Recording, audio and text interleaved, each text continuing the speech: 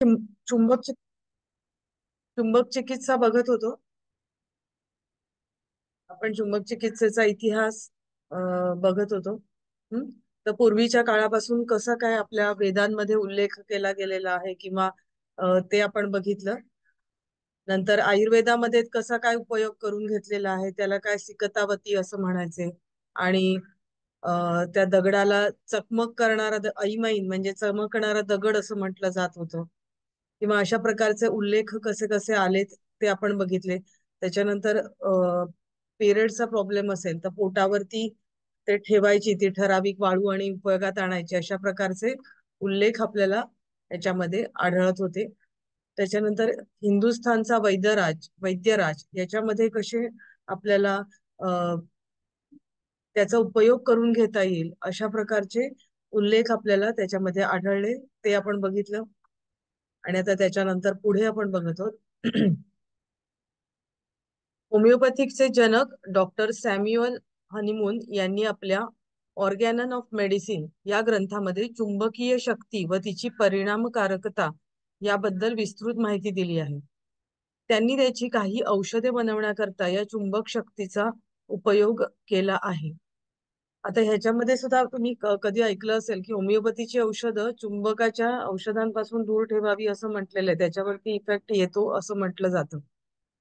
आधुनिक काळामध्ये म्हणजे आता कुठे आपण चुंबकाचा उल्लेख कुठे कुठे आलाय, उपयोग कुठे कुठे करून घेतलाय, त्याच्यावरून आपल्याला त्याच्यामधलं नॉलेज लोकांपर्यंत कुठे आणि कसं होतं ते कळत जातं. आधुनिक काळातील चुंबक शक्तीचा शोध हा इसवी सन पूर्व 1000 वर्ष लागला आहे असं मानलं जातं. या शोधाचा आधार कोण आहे, म्हणजे ते कोणी शोधून काढलं त्याच्याबद्दल निरनिराळी मतं आहेत.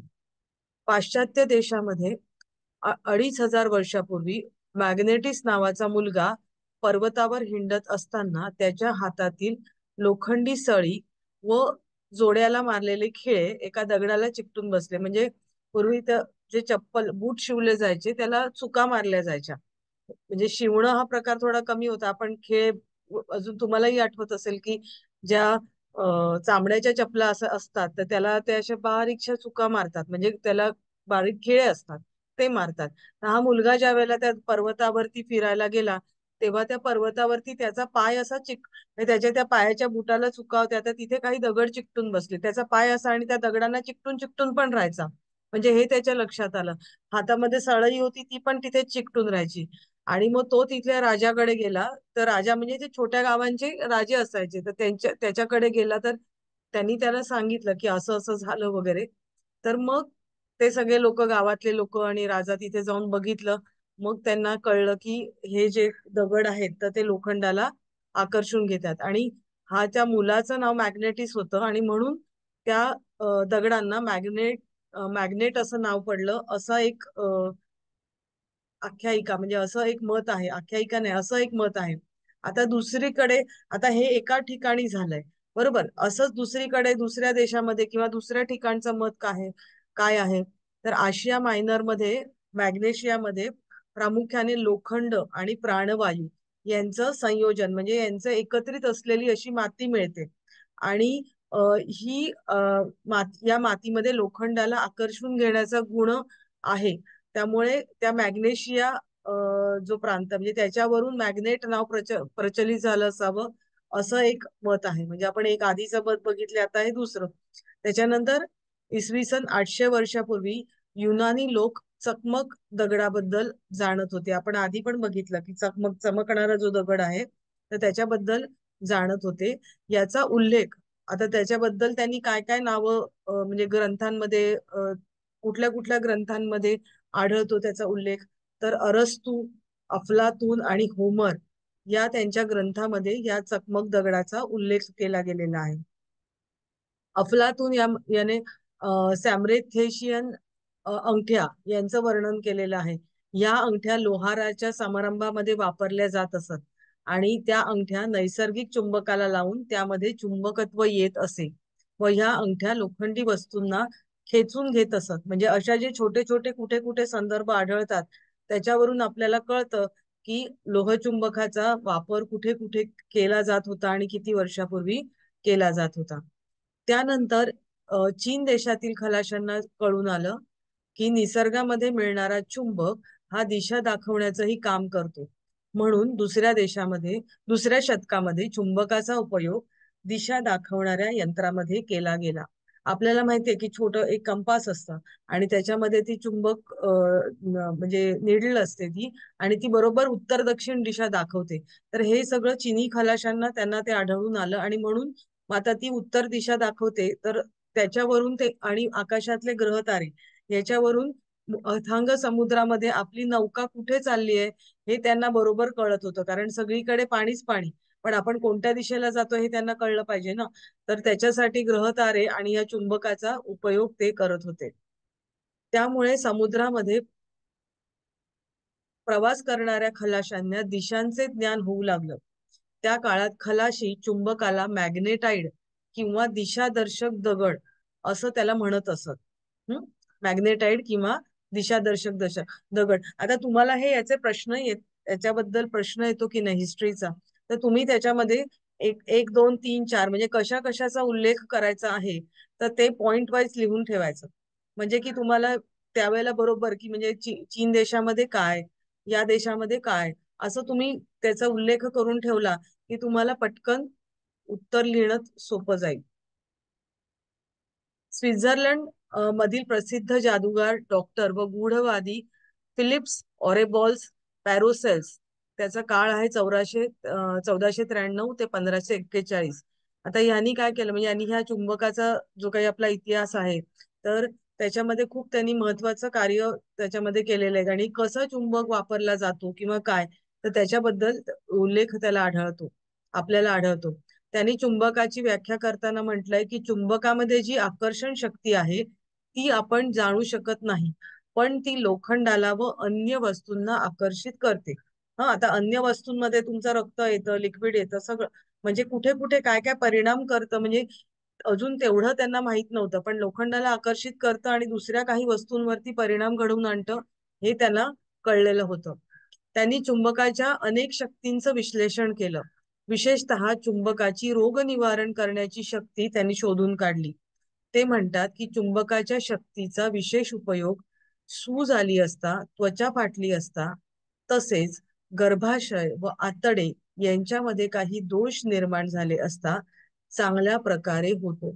तसेच शरीराच्या अंतर्गत व बाह्य व्याधी दूर होण्याकरिता ती शक्ती प्रभावी आहे. म्हणजे तुमच्या शरीराच्या वर जे दिसणाऱ्या व्याधी आहेत त्या प्लस अंतर्गत ज्या सगळ्या व्याधी आहेत त्याच्यावरती उपयोग होतो. पण सगळ्यात जास्त उपयोग तुमच्या त्वचेवरती, गर्भाशय आणि आतड्यांमध्ये होतो असं त्यांनी निष्कर्ष काढला होता.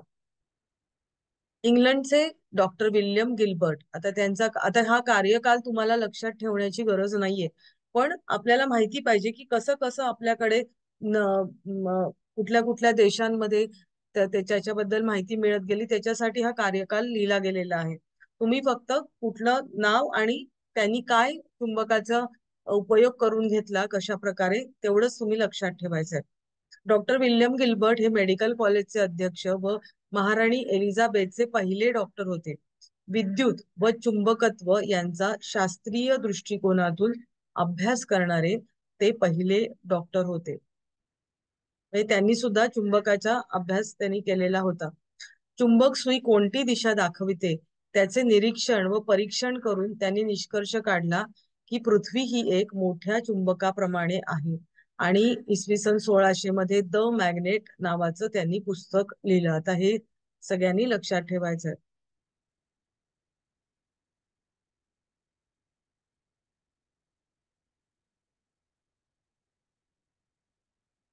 ओके. यानंतर निरनिराळ्या देशातील शास्त्रज्ञांनी चुंबकावरती अनेक प्रयोग केले, आणि त्यापैकी मायकल फॅरेडे हे नाव सगळ्यांना बहुतेकांना माहिती असतं. तर 1751 ते 1761 या संशोधनांती असं जाहीर केलं की विद्युत प्रवाहाच्या आजूबाजूला चुंबकत्व असते. आपल्याला माहितीये की विजेच्या ठिकाणी विजेचे मोठे मोठे टॉवर्स असतात, त्याच्या बाजूला जर आपण गेलं तर आपण पटकन त्या ठिकाणी आकर्षिलं जातो. का तर विजेच्या भोवती ती विद्युत शक्ती असते आणि म्हणून ते आकर्षण असतं. तसेच त्यांनी विद्युत चुंबकत्व, शक्तिशाली चुंबकीय लहरी व चुंबक फिरवल्याने निर्माण होणारी चुंबकीय शक्ती इत्यादी विषयांवर शोधकार्य करून चुंबक शास्त्रामध्ये भर टाकली. प्रत्येक पदार्थात कोणत्या तरी रूपात चुंबकत्व हे असतेच आणि हे चुंबकत्व विशिष्ट पदार्थांना खेचून घेते किंवा दूर सारते, हा शोध जगन्मान्य झाला. मला सांगा, तुम्हाला चुंबक जवळ येतं आणि लांब जातं हे माहितीये का? चुंबक जवळ येतं आणि लांब फेकतं हे माहित आहे का? हो. मग कसं जवळ येतं ते आणि कसं लांब फेकतं? विरुद्ध पोल जवळ आले तर जवळ येतं आणि सम असेल तर दूर फेकतं. विरुद्ध म्हणजे कोणते कोणते? आता त्यामध्ये आपण ते जे नॉर्थ पोल आणि साऊथ पोल म्हणतो किंवा ऋण ऋण आणि धन, हे जे बरोबर. त्याचे भार म्हणतो, ऋण आणि धन भार, हम्म. बरोबर. ते धन समान. भार तर दूर फेकतं.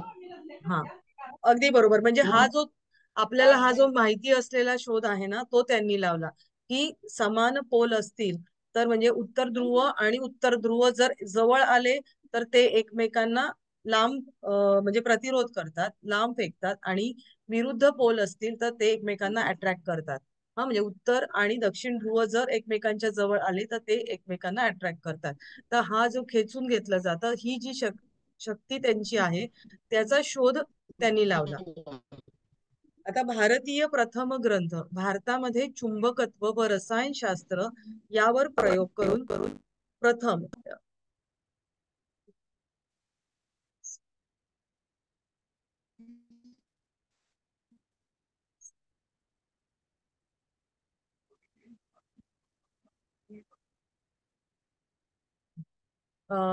रसायनशास्त्र यांवर प्रयोग करून प्रथम इंग्रजी भाषेत 1935 मधून डॉक्टर भटनागर आणि डॉक्टर के.एन. माथुर यांनी त्याच्यामध्ये शोधनिबंध त्यांनी लिहिला.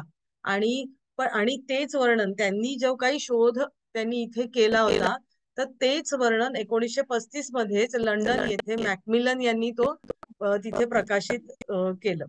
म्हणजे असे उल्लेख आपल्याला आढळतात जगभर. आता त्याच्यातलं नक्की काय आहे ते माहित नाही मला, पण असं एक आढळतं की आपल्या इथे सुद्धा याच्यावरती शोध करून निष्कर्ष काही काढले गेले किंवा पेपर प्रेझेंटेशन झालं होतं. जगभर चुंबक व त्याच्या शक्तीवरती अविरत शोधकार्य चालू आहे. मानवी रोगनिवारणासाठी चुंबकाचा अचूक उपयोग होतो हे सिद्ध झाले आहे. भारतामध्येही अनेक प्रांतात चुंबक चिकित्सेच्या क्षेत्रामध्ये प्रगती झाल्याचे दिसून येते आणि त्याचे आश्चर्यजनक परिणाम पाहून चुंबक चिकित्सा शास्त्राचा उपयोग अधिकाधिक रोग निवारणासाठी व रोग प्रतिबंधक म्हणून होत आहे. म्हणजे आता आपण त्याच्यातले त्यांना गुण तर कळलेले की आकर्षित होतं किंवा कुठे लावल्यावरती काहीतरी त्याचा परिणाम घडून येतो. आपण आधी बघितलं तड्यावरती किंवा आतमध्ये वेगवेगळ्या ऑर्गन वरती त्याचा परिणाम घडून येतो, हे पण आपण बघितलं. मग आता हे जे सगळं आहे, तर त्याच्यामध्ये एक सिस्टमॅटिक त्यांनी पद्धत आता नंतर नंतर हळूहळू सुरू केली. मग त्यांना काय कळलं की मग नुसतं रोग झाल्यावरती त्याचा उपयोग होईल का? तर नाही, रोग होऊ नये प्रतिबंधक म्हणून पण होतोय असं त्यांना कळून आलं आणि त्यांच्या वापरातून त्यांना त्यांचे रिझल्ट सुद्धा त्यांना मिळायला लागले. पृथ्वी व इतर ग्रह सूर्यमालेत विशिष्ट पृथ्वी व इतर ग्रह सूर्यमालेमध्ये विशिष्ट जागी त्यांच्या चुंबक शक्तीनेच असतात. म्हणजे आपण आधी बघितलं की आपल्या म्हणजे आपल्या ब्रह्मांडामध्ये वेगवेगळ्या सूर्यमाला आहेत आणि त्या वेगवेगळ्या सूर्यमाला त्यांच्या त्यांच्या ठिकाणी त्या फिरत आहेत. या मोठ्या सूर्यमालेमध्ये आपली एक सूर्यमाला आहे, त्याच्यामध्ये आपला सूर्य आणि त्याच्याभोवती त्याचे ग्रह फिरत आहेत, त्या ग्रहांभोवती त्याचे उपग्रह फिरत आहेत. तर हे जे त्या त्या ठिकाणी जे फिरणं त्यांचं जे आहे, तर ते सगळं ही जी काही आपण गुरुत्वाकर्षणाची शक्ती म्हणतो, ती पण एक एक प्रकारची चुंबक शक्तीच आहे. 1883 साली मॅडम, हा, यामध्ये मला एक विचारायचं आहे. बोला. आता हे ग्रह किंवा पृथ्वी, उपग्रह, त्या ठराविक आकर्षणामुळे आपल्या ठराविक सीमेमध्ये, गतीमध्ये, त्यांच्या रेषेमध्ये फिरतात. मग यांच्यामध्ये काही हा लोखंडाचा अंश किंवा नाही, ही चुंबक. जी शक्ती नाही नाही, आता बघा, विजेच्या ठिकाणी पण चुंबकीय शक्ती असते. मग ती काय लोखंडाच्या स्वरूपात असते का? नाही ना. ती हा. आकर्षून घेण्याची शक्ती आहे, तर तिला त्यांनी ते चुंबक शक्ती असं म्हटलेलं आहे. विजेच्या ठिकाणी नाही पण नाही, ते चुंबकत्व तयार होतं. हा. विजेच्या विजेच्या मध्ये जे आकर्षण शक्ती आहे ना, ते ती धन आणि ऋण विजेच्या आयन त्यांनी होते. हा, बोला. सॉरी, बोला. विजेचा जो विषय आहे, विजेचं आवरण एखाद्या लोखंडाच्या भोवती जर ठेवलं आणि त्याच्यातून जर वीज प्रवाह घेतला, तर त्या लोखंडामध्ये ते चुंबकत्व येतं. त्यामुळे ते आकर्षित होतं. विजेमध्ये ते आकर्षण शक्ती नाही.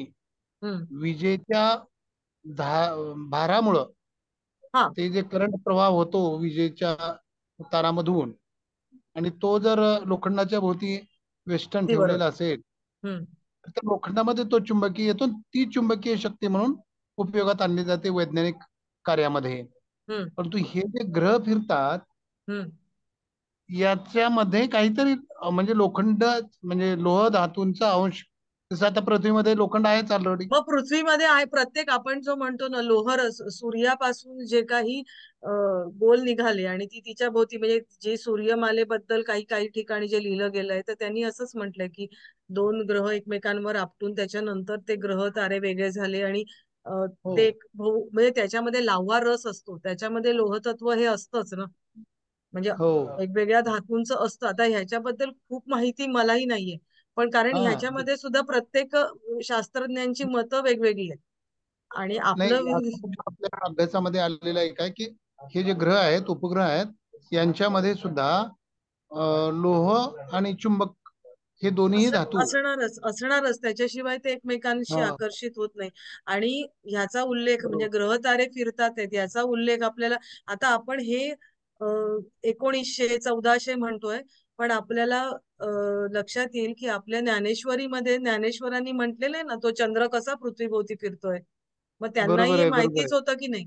म्हणजे हो. त्यांना तर ह्या म्हणजे भरती ओहोटी, सूर्य म्हणजे चंद्राचं फिरणं किंवा काय, ह्या सगळ्या गोष्टींचे उल्लेख आपल्याला हे काय म्हणतात भागवतामध्ये आढळतात. आहे. म्हणजे सायन्स. ज्ञानेश्वरी अशी ओवी आहे हा. मग की हे सर्व सर्व एक दूर होतात आणि विषम हे आकर्षित जातात बरोबर. पृथ्वीमध्ये. अशा प्रकारची एक ओवी आहे ज्ञानेश्वरीमध्ये. हा, पण म्हणजे कसं आहे, हे सगळे उल्लेख म्हणजे हेच आपल्याला सांगतं चुंबकाची शक्ती जी आहे. आता इथे आपल्याला चुंबकाचा इतिहास बघताना आपल्याला ह्या गोष्टी त्याच्यामध्ये म्हणजे कुठे कुठे काय काय नमूद केलंय ते आपण फक्त इथे मांडतो, हो की नाही. बरोबर. त्या होय. आणि तुम्ही म्हणता ते बरोबर आहे. आता हे खरं ज्ञानेश्वरीतलं पण आपण याच्यामध्ये लिहू शकतो, हे ऍड केलेलं नाहीये याच्यामध्ये. अरे, हे कुठे गेलं? मी तुम्हाला ते ओवी नंबर पाठवेन. बरोबर. हा, नाही, मी मी वाचलं होतं म्हणूनच मला लक्षात आहे की त्याच्यामध्ये त्यांनी ज्ञानेश्वरांनी असं ज्ञानेश्वरीतील विज्ञान असं नावाचं पुस्तक आहे. अ, ते त्याच्यामध्ये त्यांनी ते तसं दिलेलं आहे. म्हणजे होय वेगवेगळ्या होय. गोष्टी त्यांनी त्यांचा उल्लेख केलेला आहे आणि त्याला कसा विज्ञानाचा आधार आहे असा त्या उल्लेख आहे त्याच्यामध्ये. होय होय होय. ओके, आपण आता आपल्या विषयावरती ठीक येऊया. ठीक ठीक ठीक. ओके. चुंबकाबद्दलची ओवी म्हणून. आता आपण निओ मॅग्नेट बघितलं, म्हणजे 1983 साली निओ मॅग्नेट म्हणजे चायनानी जगातलं हे शोध लावला की हे सगळ्यामध्ये अगदी सगळ्यामध्ये स्ट्रॉंग मॅग्नेट आहे निओ मॅग्नेट.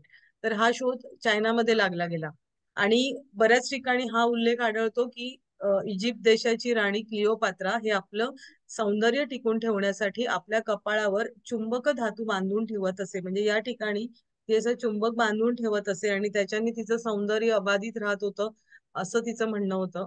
आणि म्हणजे बरेच काळपर्यंत तरुण राहण्यासाठी ते ती वापरत होती.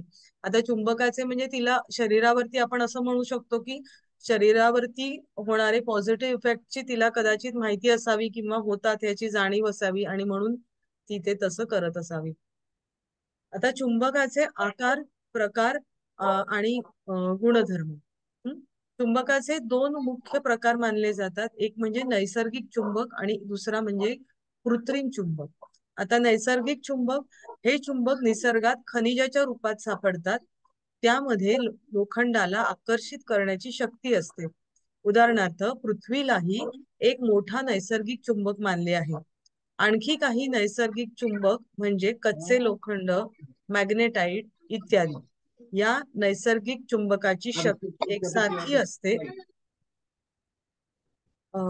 प्रत्येकाने जरा म्यूट कराल का स्वतःला? आवाज येतात आहेत. आणि हा आणखी काही नैसर्गिक चुंबक म्हणजे कच्चं लोखंड किंवा मॅग्नेटाइट इत्यादी नैसर्गिक चुंबकांची शक्ती एकसारखीच असते. तिला वाढवता किंवा कमी करता येत नाही. म्हणून या नैसर्गिक चुंबकाचा उपयोग विशिष्ट मर्यादेपर्यंतच आपल्याला करता येतो. म्हणजे निसर्गामधनं जे आपल्याला येतं ते नैसर्गिक चुंबक, आणि त्याची जी पॉवर ती आहे तीच राहते. मग जी कमी असेल तर ती वाढवता येत नाही, आणि जास्त असेल तर तिला कमी करता येत नाही. आणि म्हणून आपण जे वापरतो ते कृत्रिम प्रकारचे चुंबक वापरत असतो, कारण आपल्याला डोळ्यावर वापरायचे किंवा जिथे कमी पॉवरचे चुंबक वापरायचे तर तिथे आपण आकार त्यांचा आणि कमी पॉवर करता येते, आणि जिथे हाय पॉवर करायची ती करता येते. आता कृत्रिम चुंबक मानवाने चुंबकाच्या असलेल्या महान शक्तीचा उपयोग करण्यासाठी स्वतः चुंबक बनवले, त्यांना कृत्रिम चुंबक म्हणतात. ह्या चुंबकाद्वारे त्याला हव्या असलेल्या गरजा पूर्ण करता येतात. हे चुंबक लहान मोठ्या आकाराचे तसेच कमी जास्त शक्तीचे बनवले जातात व त्यांचा उपयोग लहान मोठ्या उद्योगधंद्यांमध्येही करता येतात. वेगवेगळे स्टील प्लांट असतात किंवा वेगवेगळ्या उद्योगांमध्ये त्यांचा उपयोग करून घेता येतो.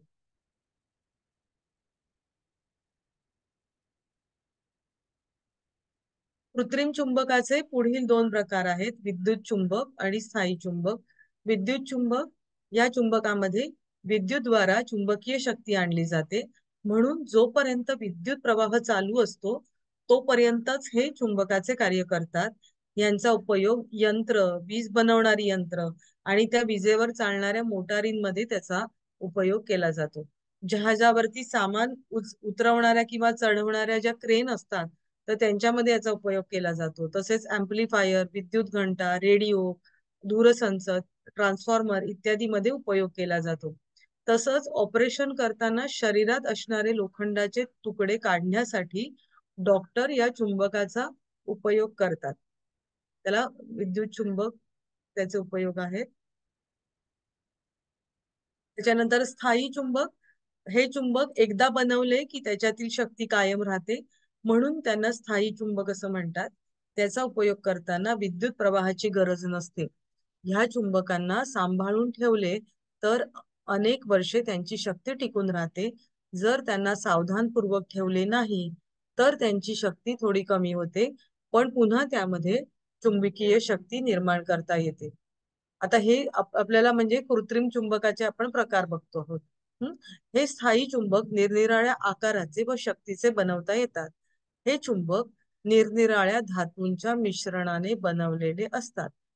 चुंबकाच्या धातूचे मिश्रण, त्यांचे प्रमाण व धातूंची गुणवत्ता यावर चुंबकीय शक्ती अवलंबून असते. आता हे चुंबक कशाने बनवले जातात माहितीये का कोणाला? काय काय असतं या चुंबकाच्या मध्ये? कोणत्या कोणत्या धातूंनी बनवलं जातं, कोणाला कल्पना आहे का?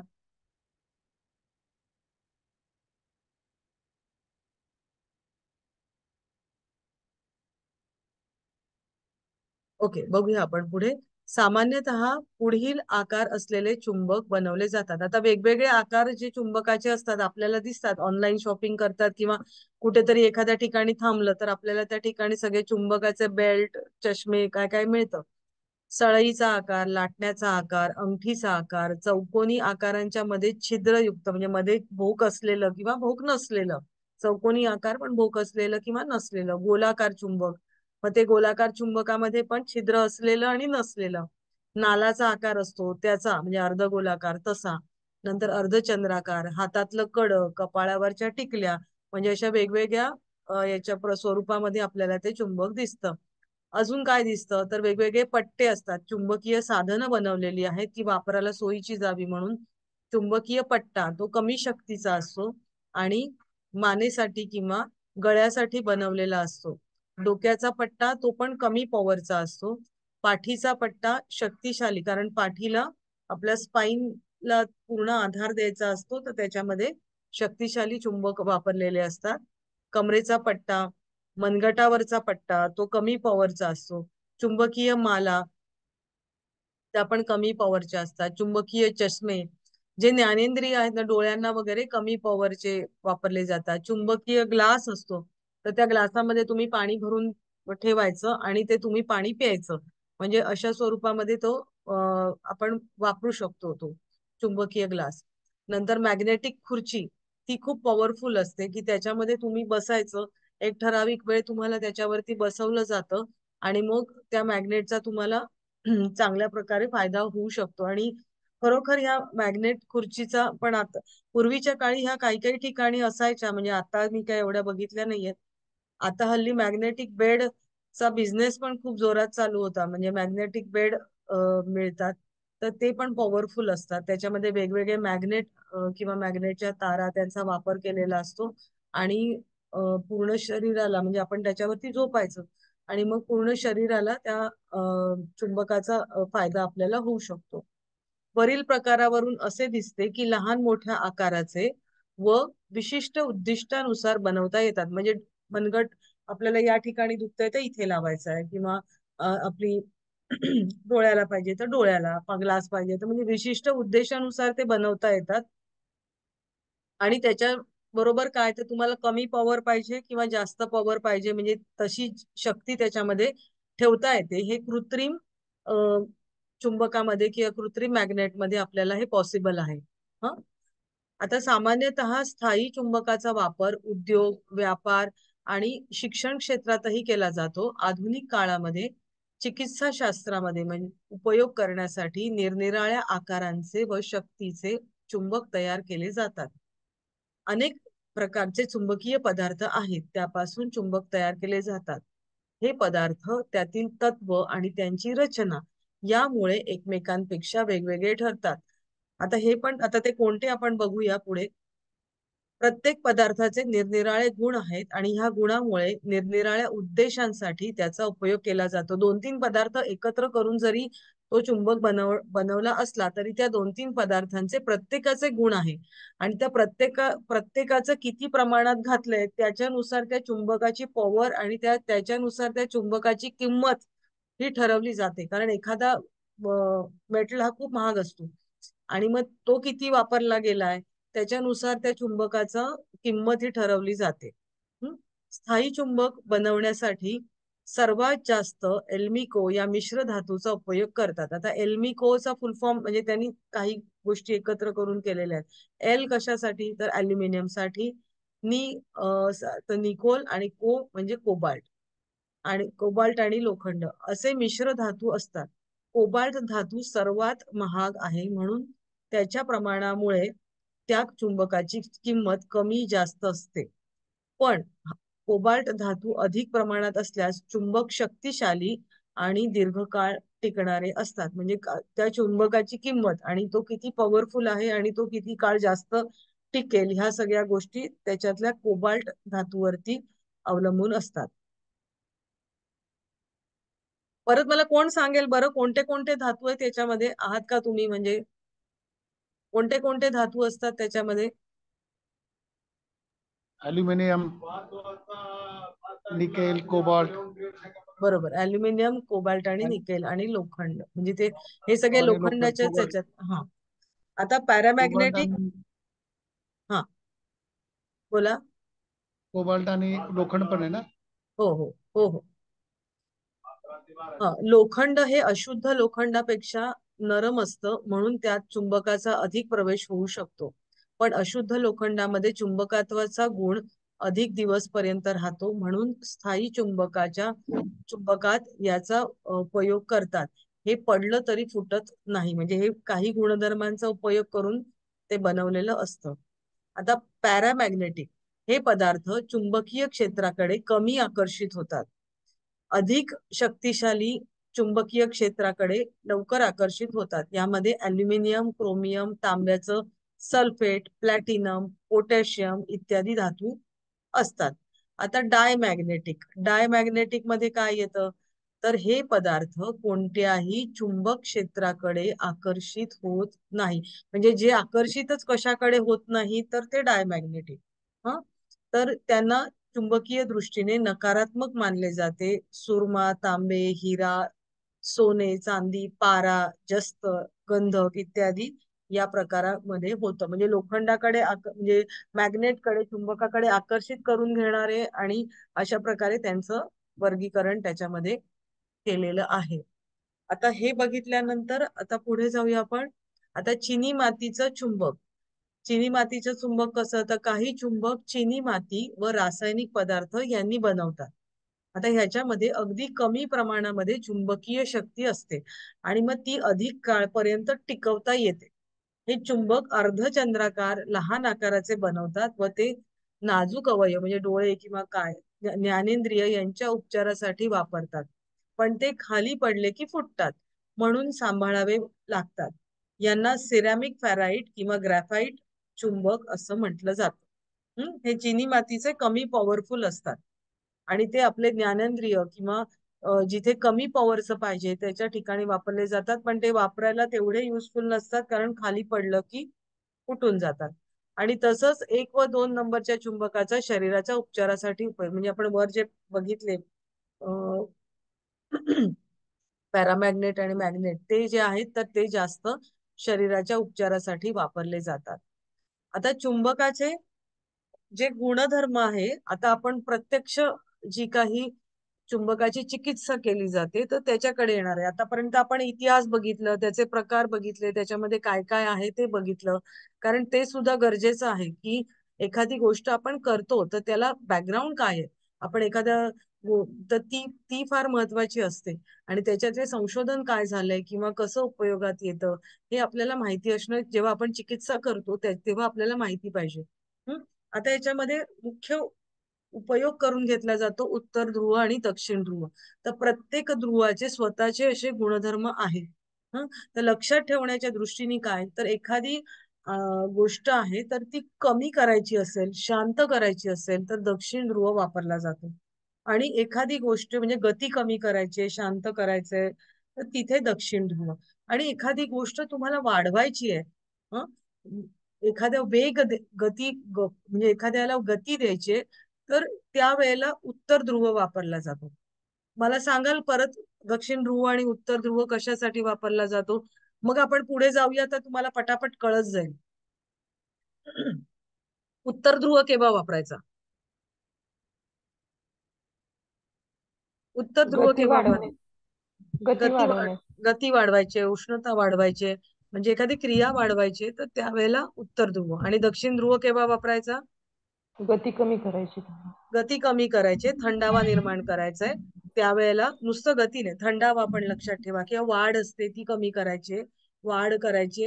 ह्या म्हणजे तुम्हाला याच्यावरून लक्षात येईल की एखादा रोग झालाय तर आपल्याला कुठला ध्रुव वापरायला पाहिजे.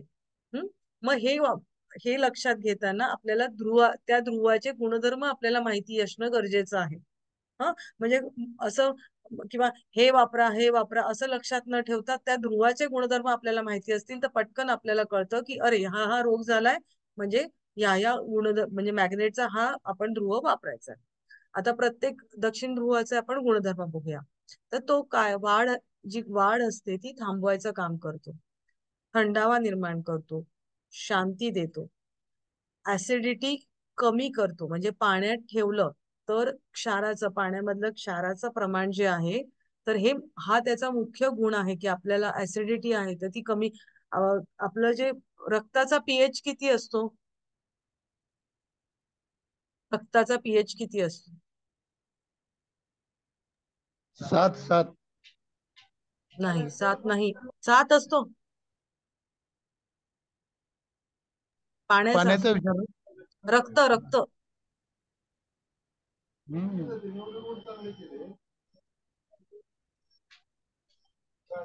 रक्त ऍसिडिक आहे, अल्कधर्मी आहे का आम्लधर्मी आहे? रक्त आपलं रक्त आपलं अल्कलाईन आहे, अल्कलाईन. अल्कलाईन आहे, बरोबर. हा, हो. मग आपल्याला आता तुम्ही जर सगळीकडे ऐकत असाल तर काय सांगतात की तुम्ही अल्कधर्मी फळभाज्या खा, हो. बरोबर. का हो. का खा असं सांगण्याची गरज का निर्माण होते? तर आपण जे काही अन्न खात असतो, म्हणजे अगदी पोळी भाजी, म्हणजे जे किंवा तळलेले पदार्थ किंवा तयार केलेलं फूड, हे आता आपण आपली पिढी ते खाते, पण आताची जी पिढी आहे ती प्रोसेस केलेलं फूड, पटकन टोमॅटोचा सॉस घेतला, त्याच्यामध्ये प्रिझर्वेटिव्ह टाकलेले आहेत, पटकन बटर लावतात किंवा readymade soya sauce, chilli sauce, Chinese हल्ली सगळ्यांना खूप आवडतं. मग हे सगळं तुमचं काय करतं, झोपेचं वेळा वेगळ्या वेगळ्या असतात, झोपताना मोबाईल बघतात, हे सगळं शरीरामध्ये काय तयार करतं, ऍसिडिक म्हणजे आम्लधर्मी प्रकार त्या रक्ताचा वाढायला लागतो. बरोबर, रक्ताचा पीएच 7.4 आहे, पाण्याचा 7 आहे, पाण्याला उदासीन म्हटलं जातं, 7.4 आहे आपल्या रक्ताचा. मग मग ते अल्कधर्मी असलं पाहिजे आपलं रक्त, तर आपण हेल्दी राहतो. बरोबर. मग हे जे चुंबक आहे, तर हे पाण्यातलं, म्हणजे तुम्ही जर पाण्यामध्ये ठेवलं तर त्याचं क्षाराचं प्रमाण वाढवतं आणि म्हणून त्या चुंबकीय जलाचा आपल्याला खूप फायदा होतो. आलं लक्षात? म्हणजे आपली जी आम्लता आहे ना ती कमी केली जाते, हो हो. ऍसिडिटी आहे ती कमी केली जाते. म्हणजे हा मुख्य गुणधर्म आहे की ज्याच्यानी त्याचा आपल्याला फायदा होऊ शकतो. आपली पचनक्रिया आहे ती चांगल्या प्रकारे होऊ शकते. हं? मग त्याच्यानंतर एखादी क्रिया आहे, दक्षिण ध्रुव आहे, थांबवणं, स्लो डाऊन करणं, हे त्याचं आहे. तर एखादी जी क्रिया आहे तर ती थांबवण्याचं काम करतं.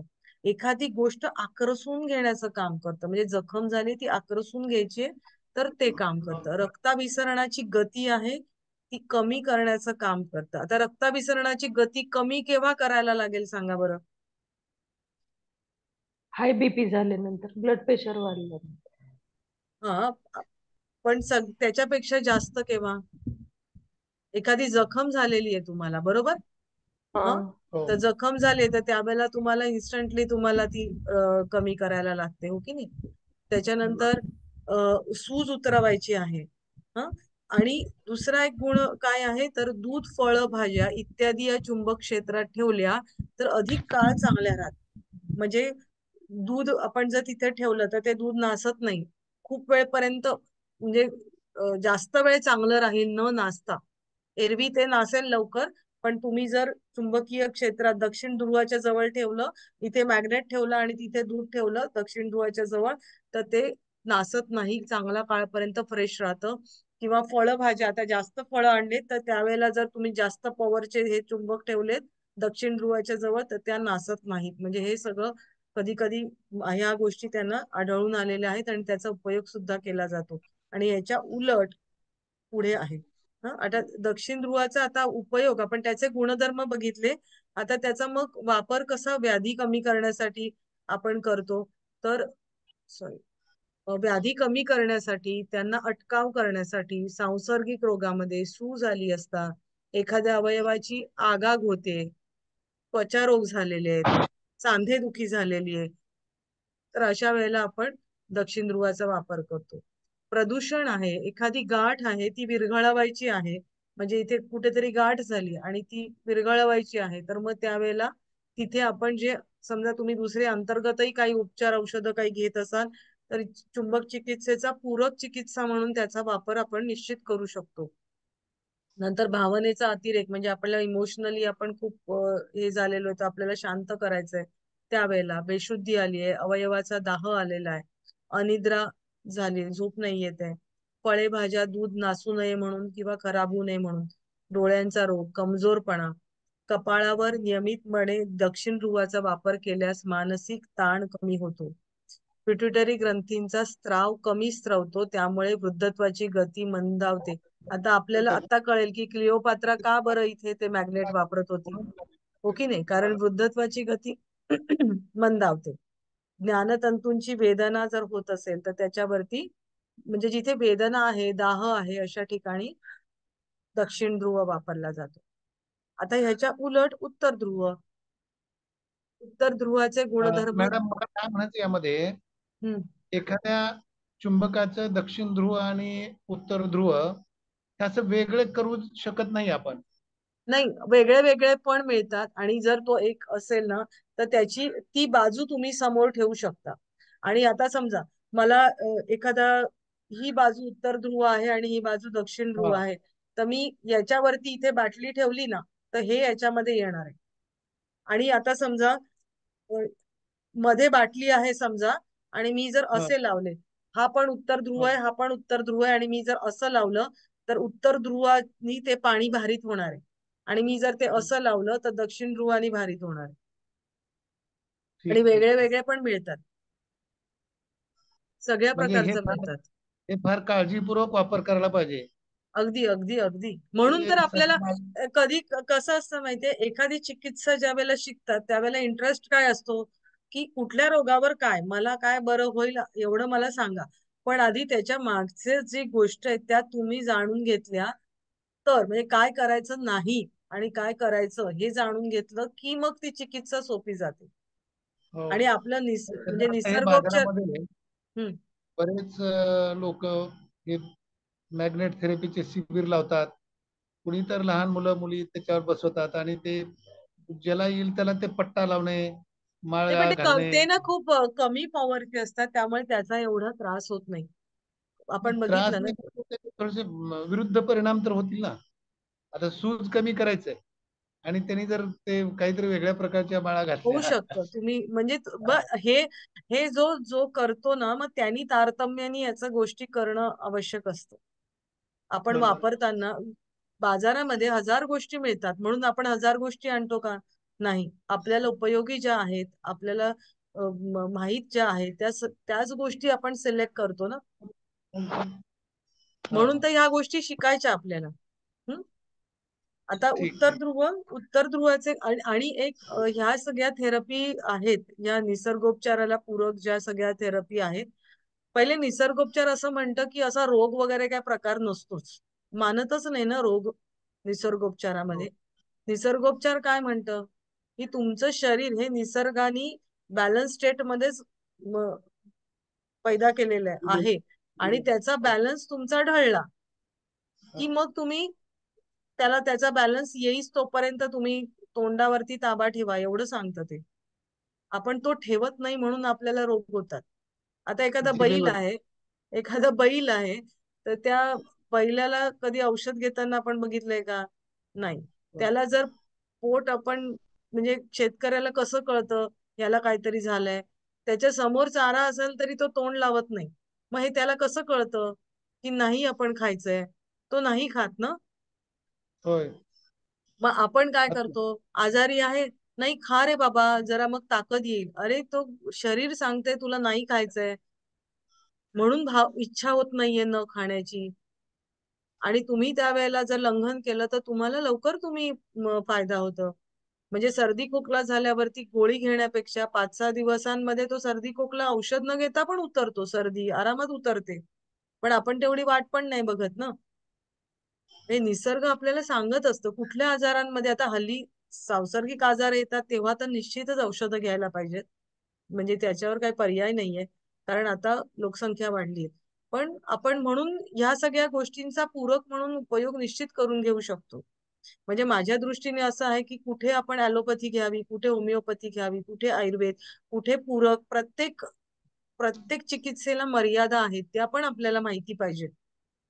आपण योगामध्ये पण म्हणतो ना, हे योगाने असं बरं, असे फॉल्स क्लेम करत नाही आपण, हो की नाही?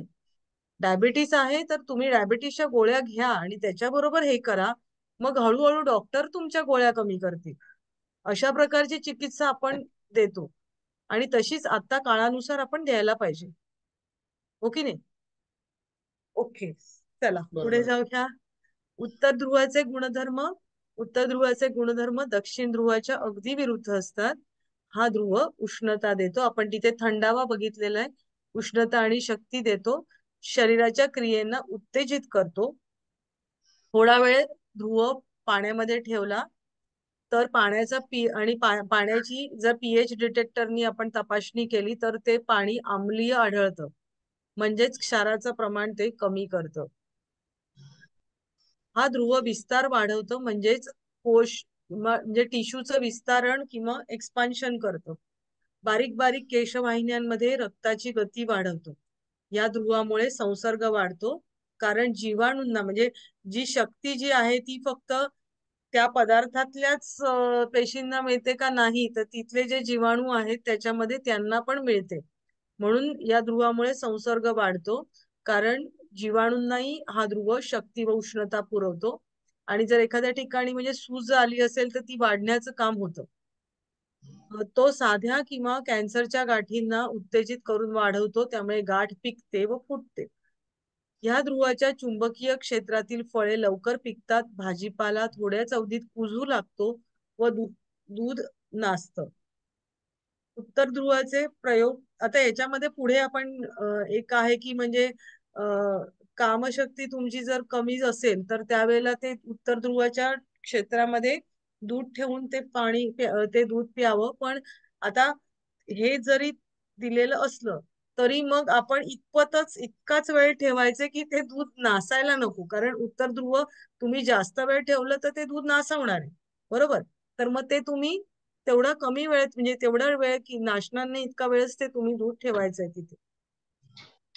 उत्तर ध्रुवाचे उपयोग, उत्तर ध्रुवाच्या उत्तेजना शक्ती व उष्णता देण्याचा त्याचा जो गुण आहे तो असल्याने अर्धांगवायू, हर्निया, त्वचेवरील पांढरे डाग, ॲलोपेशिया, ॲलोपेशिया म्हणजे जे चाई म्हणतो ना, आपले केस निघून गेलेले असतात आणि चट्टे येतात ते, स्नायूंची दुर्बलता, साधारण किंवा आजारानंतर येणारा अशक्तपणा, म्हणजे नॉर्मल तुम्हाला असंच तुम्हाला अशक्त वाटते किंवा आजारानंतर जो काही अशक्तपणा आलाय, चक्कर येते इत्यादी वेळेला उत्तर ध्रुव तुम्हाला उपयोगी पडतो. आता लोहचुंबक उपचार पद्धतीमध्ये मुख्य, आता हे इथपर्यंत समजलंय ना उत्तर ध्रुव आणि दक्षिण ध्रुव त्याचे गुणधर्म. हा, ओके. आता त्याचा उपचार पद्धतीमध्ये कशा प्रकारे उपचार करून घेतला जातो तर ते दोन प्रकारे. जसं एका ध्रुवाचा उपयोग तुम्ही म्हणलात ना ते एकच म्हणजे दोन्ही मिळतात, तर तसं नाही, एका ध्रुवाचा उपयोग पण करता येतं आणि दोन ध्रुवाचा म्हणजे एका वेळेला दोन ध्रुवांचा पण उपयोग करता येतं आणि एका वेळेला एका ध्रुवाचा उपयोग पण करता येतो.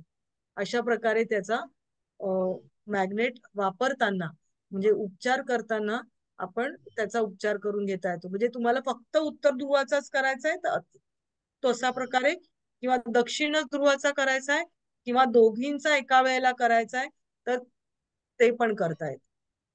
आता चुंबकाचे शरीरावरती काय परिणाम होतात. चुंबक चिकित्सेप्रमाणे स्वास्थ्य, आता प्रत्येकाची स्वास्थ्य ही व्याख्या प्रत्येकामध्ये दिलेली असते, हो की नाही. तर त्याच्यामध्ये चुंबकामध्ये काय म्हटलेलं आहे की अशी एक स्थिती की ज्याच्यामध्ये आपल्या ज्या अवयवांचे विविध कोश आहे त्याच्या चुंबकीय क्षेत्रामध्ये समन्वय आणि संतुलन असणं, म्हणजे आपल्या प्रत्येक पेशी मधला पण चुंबकीय क्षेत्र आहे, तर त्या सगळे जे कोश आहेत, पेशी आहेत, तर त्यांच्यामध्ये समन्वय आहे, कोऑर्डिनेशन आहे आणि बॅलन्स आहे त्यांच्यामध्ये. मग हे जर असेल तर तुमचं शरीर चांगलं असतं, आणि हे जर बिघडलं, त्यांच्यातलं कोऑर्डिनेशन बिघडलं, त्यांचा बॅलन्स ढळला, तर आपल्याला रोग होतो, असं त्यांचं म्हणणं आहे. आता त्यांचं म्हणणं काय, रोग कसा उत्पन्न होतो, तर शरीराच्या कोश समूहात अथवा अवयवांच्या चुंबकीय क्षेत्रामध्ये विक्षेप म्हणजे डिस्टर्बन्स उत्पन्न झाला, म्हणजेच जर त्याच्या कंपन गतीमध्ये बदल झाला तर रोग उत्पन्न होतो. कंपन गतीच्या बदलामुळे त्या अवयवांच्या शरीरातील इतर अवयवांबरोबर असलेला समन्वय धोक्यात येतो व आजाराची लक्षणे दिसायला लागतात. म्हणजे रोग कसा होतो त्यांनी सांगितलं, स्वास्थ्य म्हणजे काय, त्याच्या उलट रोग म्हणजे काय, बरोबर. लोहचुंबक चिकित्सेनुसार शरीर हा एक अविभाज्य घटक आहे. कोणत्याही एका अवयवाच्या स्वास्थ्याचा व आजारीपणाचा शरीराच्या अन्य अवयवांशी संबंध असतो. म्हणजे डोकं दुखलं म्हणजे आपलं पूर्ण शरीरच, आपली बॅटरी डाऊन होऊन जाते ना, किंवा एखादा पाय म्हणजे अवयव दुखतोय तर त्याचा नकळत परिणाम आपल्या बॉडीवरती होतो. लोहचुंबक चिकित्सा प्रथम दर्शनी स्थानिक वाटली तरी तिचा उद्देश आरोग्य सुधारणे हाच आहे. स्थानिक म्हणजे काय, लोकल, एखाद्या ठिकाणी म्हणजे एखाद्या अवयवावरती लावायचंय किंवा असं जरी तुम्हाला वाटलं की असं दिसतं आपल्याला की त्याचे चुंबकाचे उपचार करताना, पण तसं नाहीये. चुंबक चिकित्सेचा उद्देश काय आहे की तुमचं पूर्ण आरोग्य, शरीराचं पूर्ण आरोग्य ते चांगलं राखणं हा आहे. चुंबकामध्ये असलेली तत्वे, प्राण, पंचमहाभूत, रंग, भावना, चुंबकीय शक्ती इत्यादी मानवी शरीरामध्ये सुद्धा आहेत. यामुळे अनेक शास्त्रज्ञांनी मानवी शरीरासाठी चुंबकीय उपचार करून प्रयोग केले, तेव्हा हे उपचार त्यांना अतिशय परिणामकारक व लाभदायक दिसून आले. चुंबकीय शक्तीचा शरीराशी असलेला अविभाज्य संबंध त्यांच्या लक्षात आला व तिच्याद्वारे शरीराला मिळणारे फायदे अगणित असल्याचे त्यांनी दाखवून दिलं. म्हणजे त्यांना मॅग्नेट मध्ये जी काही तत्व आहेत तीच आपल्या शरीरामध्ये सुद्धा आहेत. ऍक्च्युली विचार केला तर ही पूर्ण सृष्टीच पंचमहाभूतांची बनलेली आहे, बरोबर. त्यामुळे प्रत्येक ठिकाणी 5 तत्व किंवा थोडीशी इकडे तिकडे आपल्याला नेहमीच आढळून येतात आणि म्हणून ते एकमेकांवर परिणाम आपल्याला त्यांचा दिसून येतो आणि हाच परिणामाचा उपयोग या चिकित्सेमध्ये केलेला त्यांना दिसून येतो. आता याचे फायदे काय आहेत आपण बघूया लोहचुंबक चिकित्सेचे. लोहचुंबक चिकित्सा रोगाच्या मुळाशी लढत देते. निसर्गोपचारामध्ये आपण बघतो की मुळाशी जाऊन लढत देणं हेच असतं आणि त्याच्यामुळेच आपलं आरोग्य चांगलं राहतं. शरीरास चुंबकीय स्पर्श केला असता त्याचा प्रभाव सूक्ष्म तंतुपेशींच्या माध्यमाद्वारे चुंबकीय ऊर्जा निर्माण करण्यात होतो. ही चुंबकीय ऊर्जा थोडी वाढलेली उष्णता असून ती शरीरातील कोशिकांची व पेशींची शक्ती वाढवते. म्हणजे तुम्ही जर त्या आपण चुंबक म्हणजे शरीराला स्पर्श केला तर आपण इथे कोशी म्हणजे टिश्यू वगैरे असतात किंवा पेशी असतात, तर पेशी स्तरावरची थोडी त्या चुंबकीय ऊर्जेने ती बॉडीतली हीट वाढते आणि त्या पेशींची पॉवर जी आहे तर ती वाढवते. आता चुंबकाचा इफेक्ट कसा होतो तर त्या व्हायब्रेट होतात. कोशांना त्यांची कंपन गती प्राप्त करून दिली जाते. लोहचुंबकातून निघणारे बीज चुंबकीय तरंग खूपच खोलवर प्रवेश करतात. परिणामी कोशांच्या अर्धप्रवाही द्रव्याचे म्हणजे आपल्या प्रत्येक पेशीमध्ये प्रोटोप्लाझम असतो, तर ते त्याचं ध्रुवीभवन होतं. म्हणजे ते वेगवेगळ्या ध्रुवांना त्याच्यातले जे द्रव्य आहेत तर ते जातात आणि त्यांची जी पॉवर आहे तर ती वाढते आणि त्याच्यामुळे काय होतं तर निरोगी कोश निर्माण होतात. आता हे सगळं हे केमिस्ट्री आहे याच्यामध्ये. नवे निरोगी कोश निर्माण होतात. कोणताही वातज त्रास, सांधेदुखी, शरीरातील वेदना, चमक, सूज इत्यादी त्याच्यामुळे लोहचुंबक चिकित्सेमुळे त्याच्यामुळे दूर करता येतं. अपायकारक जंतूंची कार्यशक्ती मंदावते आणि अखेरीस ते जे जंतू आहेत तर ते नाश पावतात. रक्त हेही द्रव आहे आणि ह्या द्रवावर होणारे परिणाम रक्तावरही होतात. आपण बघितलं की रक्त म्हणजे आपण पौर्णिमा अमावस्येला आपल्या रक्तावरती परिणाम झालेला दिसून येतो. हे पण आपण बघितलं की मानसिक जे काही रोग आहेत तर ते त्यावेळेला बळावतात. जसं याच्यावरती परिणाम होतो चंद्राच्या म्हणजे परिणाम गुरुत्वाकर्षणाचा भरती ओहोटीवरती होतो तसा रक्तावर होतो. मग रक्तावरती जर आपण चुंबकच लावलं आपल्या शरीराला तर त्या रक्तावरती चांगले परिणाम झालेले आपल्याला दिसून येतो. तर ते काय असतं तर त्यांचं सेंटर ऑफ क्रिस्टलायझेशन म्हणजे स्फटिकीकरणाची केंद्र त्यांची वाढतात. त्यांची घनता, चिकटपणा, पृष्ठताण या रासायनिक व भौतिक गुणांतही फरक झालेला दिसून येतो.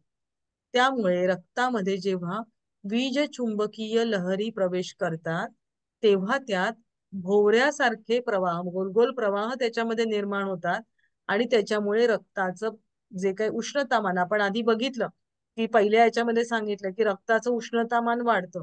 मग ते का वाढतं तर त्याचं हे कारण आहे की हे ज्या काही केमिकल आणि फिजिकल त्याच्यामध्ये बदल होतात आणि त्याच्यामुळे भोवऱ्यासारखे प्रवाह त्याच्यामध्ये निर्माण होतात आणि त्याचं उष्णतामान थोडंसं वाढतं. तसेच रक्तातील लोहाचं प्रमाण वाढतं आणि म्हणजे असं जे पॉवरफुल रक्त आहे तर ते जेव्हा पूर्ण शरीरामध्ये ज्या वेळेला फिरायला लागतं तेव्हा त्याचा संपूर्ण आपल्या आरोग्यावरती अनुकूल म्हणजे चांगला परिणाम झालेला दिसून येतो. चुंबक स्पर्शामुळे शरीरातील रक्तवाहिन्यांतून वाहणाऱ्या रक्तातील हिमोग्लोबिन म्हणजे जे लाल रक्तकण असतात ते प्रभावित होते. त्यामुळे रक्त प्रवाही व पातळ होते. परिणामी रक्ताभिसरण क्रियेला वेग येतो. नैसर्गिक आहाराची जोड दिल्यास हिमोग्लोबिन मध्ये वाढ होते. आपण म्हणजे अॅनिमिया ज्यांना झालेलं आहे, रक्त हिमोग्लोबिन ज्यांचं कमी झालेलं आहे, तर त्यांना हे चुंबकीय जल किंवा हे पाणी तुम्ही प्यायला दिलं तर त्याचा म्हणजे सगळ्यामध्ये माझ्या दृष्टीने जर आपल्याला आपण हे शिकतो आहोत म्हणजे आपण काही चुंबक चिकित्सा करू शकतो असा त्याचा अर्थ नाही आहे. हे एवढं प्रत्येकाने लक्षात ठेवायचंय, कारण हे विज्ञान एक सायन्स आहे. ते तुम्हाला व्यवस्थित शिकून घ्यायला पाहिजे. नुसतं शिकायचं नाहीये, तर शिकल्यानंतर तुम्ही एखाद्या केंद्रामध्ये जिथे ही चिकित्सा दिली जाते चांगल्या मार्गदर्शकाखाली तुम्ही ही चिकित्सा त्याचा म्हणजे शिकायची आहे आणि तिथे अप्रेंटिस केल्यासारखं तुम्ही करायचं आहे आणि त्याच्यानंतरच तुम्ही ती व्यवस्थित चिकित्सा देऊ शकता. पण सगळ्यामध्ये निर्धूक पद्धत काय आहे, तर तुम्ही चुंबकीय जल वापरू शकता किंवा हल्ली ते जे जसे तुम्ही म्हणालात त्या माळा बिळा आहेत तर त्या खूप कमी पॉवरच्या असतात, तर त्या वापरल्या तरी हानी होत नाही. पण चुंबकीय जल आहे ना, तर ते प्यायलं तर निश्चित सगळ्यांना फायदा होऊ शकतो. आता चुंबक स्पर्शामुळे रक्तातील कॅल्शियम कोलेस्ट्रॉल विरघळून शरीराबाहेर उत्सर्जन क्रियेने नकळत बाहेर पडतात. परिणामी वजन कमी होते. कोलेस्ट्रॉल कमी झाल्याने संभाव्य हार्ट अटॅकचा धोका टळतो. आपण इथे म्हणले रक्त प्रवाही होतं आणि सेम कॅल्शियम आणि कोलेस्ट्रॉल जे आपल्या रक्तवाहिन्यांच्या धमन्यांच्या आतमध्ये साठलेलं असतं, तर ते जे आहे तर ते विरघळायला लागतं, ते सुटायला लागतं आणि नंतर आपल्या शरीरातून उत्सर्जन क्रियेद्वारे ते बाहेर पडतं. रक्तात अडथळा आणणारे कॅल्शियम कोलेस्ट्रॉल इत्यादीचे प्रमाण कमी झाल्याने रक्त प्रवाही बनतं. सर्व अवयवांचे योग्य प्रकारे पोषण होतं. त्यामुळे थकवा, आळस, जडत्व दूर होऊन स्फूर्ती आणि उत्साह येतो. म्हणजे मी जसं म्हंटल की तो मॅग्नेटिक वॉटर प्यायल्यावरती बरं वाटतं, छान वाटतं, तर ते हे का का वाटतं, तर हे याच्यामुळे वाटतं की रक्त मेन आपलं कुठेतरी अडथळा रोग एखादा का होतो, तर ठराविक ठिकाणी रक्ताचा प्रवाह तुम्हाला पोचला नाहीये, तिथल्या पेशी ऍक्टिव्ह नाहीयेत आणि म्हणून आपल्याला रोग होत असतो. निसर्गोपचाराप्रमाणे विषसंचय झालाय. आता इथे आपण चुंबक चिकित्सा शिकतोय तर त्यांच्या म्हणण्याप्रमाणे तिथल्या कोशिकांची जी काही गती आहे म्हणजे हे आहेत मॅग्नेटिक फील्ड त्यांचं ते कमी झालेलं आहे. हा, तर हे इथे आपण चुंबक चिकित्सा केल्यामुळे ते व्यवस्थित राहतं आणि आपलं आपल्याला म्हणजे स्फूर्तीदायक वाटायला लागतं. चुंबकीय स्पर्शाचा अंतःस्रावी ग्रंथींवरही चांगला परिणाम होतो. हार्मोन्सची निर्मिती व स्त्राव योग्य प्रमाणात होऊ लागतात. त्यामुळे त्वचा तेजस्वी व चमकदार होते, उंची वाढते, यौवन व जीवनशक्ती अबाधित राहते. चुंबक स्पर्शामुळे रक्त व लसिका म्हणजे लिम्फ यांचे कार्य वेगवान होते. त्यामुळे भूकही लागते. परिणामी दैनंदिन जीवनात शरीरात होणारी झीज भरून निघण्यास मदत होते. एक मिनिट हा, खाली किती आपण बघू. ओके सर, घेऊ का 2 मिनिटं? हा. चुंबकीय स्पर्शामुळे जखमा लवकर भरून निघतात. फाटलेली त्वचा लवकर जोडली जाते.